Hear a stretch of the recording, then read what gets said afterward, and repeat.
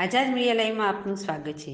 ડીસા સાંઈબાબા મંદિર આગળ ધરણા પર બેઠેલા ગૌ સંચાલકોએ હવન કરી વિરોધ નોંધાવ્યો। બનાસકાંઠા જિલ્લાના ગૌશાળા સંચાલકો અને પાંજરાપોળ છેલ્લા 4 દિવસથી સરકાર દ્વારા જાહેર કરાયેલા 500 કરોડની સહાય અપાઈ નથી। ડીસા સાંઈબાબા મંદિર આગળ ધરણા પર બેઠેલા ગૌ સંચાલકોએ હવન કરી વિરોધ નોંધાવ્યો। બનાસકાંઠા જિલ્લાના ગૌશાળા સંચાલકો અને પાંજરાપોળ છેલ્લા 4 દિવસથી સરકાર દ્વારા જાહેર કરાયેલા 500 કરોડની સહાય આપી નથી, જેથી કરીને જિલ્લાના તમામ તાલુકાઓમાં વિવિધ કાર્યક્રમો ચાલી રહ્યા છે। ગૌસેવકો અલગ અલગ તાલુકાઓમાં અલગ અલગ પ્રકારે કાર્યક્રમો કરી પોતાનો વિરોધ નોંધાવી રહ્યા છે, જેના ભાગરૂપે આજે ડીસા સાંઈબાબા મંદિર આગળ હવનનું આયોજન કરાયું છે કે સરકારને સદબુદ્ધિ આવે અને સહાય આપે, પરંતુ સરકાર દ્વારા હજુ સુધી કોઈ સહાય ન ચૂકવતા આંદોલન ચાલુ રાખ્યું છે, જેથી કરીને જિલ્લાના તમામ તાલુકાઓમાં વિવિધ કાર્યક્રમો ચાલી રહ્યા છે। ગૌસેવકો પણ અલગ અલગ તાલુકાઓમાં અલગ અલગ પ્રકારે કાર્યક્રમો કરી પોતાનો વિરોધ નોંધાવી રહ્યા છે, જેના ભાગરૂપે આજે ડીસા સાંઈબાબા મંદિર આગળ હવનનું આયોજન કરાયું છે।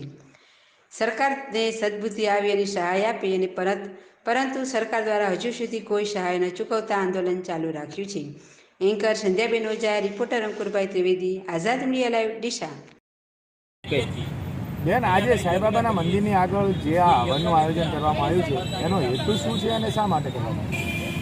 એ હવનનો હેતુ એવું છે કે 5/3/2022ના રોજ સરકારે કાયમી બજેટમાં ₹500 કરોડની સહાય ગૌ માતાઓને, ગૌશાળાઓને, પાંજરાપોળને આપવાનો નિર્ણય કર્યો હતો અને એની જાહેરાત થઈ હતી અને એની વાહ સરકારે સાલો હોડી ફૂલા પહેરીને ખૂબ કરી, પણ આજે એ વાતને સતત 7 મહિના જેવો સમય થઈ ગયો છે। વારંવારની રજૂઆતો થઈ છે, તેમ છતાં એક પણ રૂપિયો રિલીઝ ગૌ માતાના મુખ સુધી ઘાસચારો પહોંચી શકે એવી વ્યવસ્થા સરકારે કરી નથી અને માગણીઓ છતાં પણ કોઈ વસ્તુ ધ્યાનમાં લેવામાં આવતી નથી।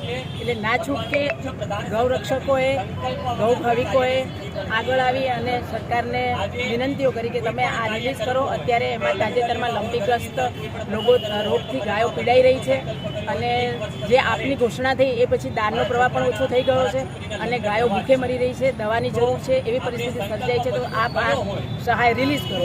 ન કરતાં અમે આંદોલન ઉપર બેઠા છીએ। છેલ્લા 4 દિવસથી ધરણા સતત ચાલુ છે। એ પહેલાં ગાયો સરકારમાં સોંપી દેવાનું પણ આયોજન થઈ ચૂક્યું છે, તેમ છતાં આ આંધળી સરકારનું, બહેરી સરકારની નથી આંખ ખુલતી, નથી કાન ખુલતા। એટલે ભગવાન આ સરકારને સદબુદ્ધિ આપે એના આશયથી અને ગાયોમાં જે લંપીગ્રસ્ત રોગ આવ્યો છે એમાં ગાયોને સાટા મળે એ હેતુથી આ હવનનું આયોજન કરવામાં આવ્યું છે। આજે કંઈક હવન સ્થળની બાજુની અંદર ફોર્મ પણ ભરવામાં આવી રહ્યા છે, આ ફોર્મ શા માટે ભરવામાં આવી રહ્યા છે એ જણાવશો?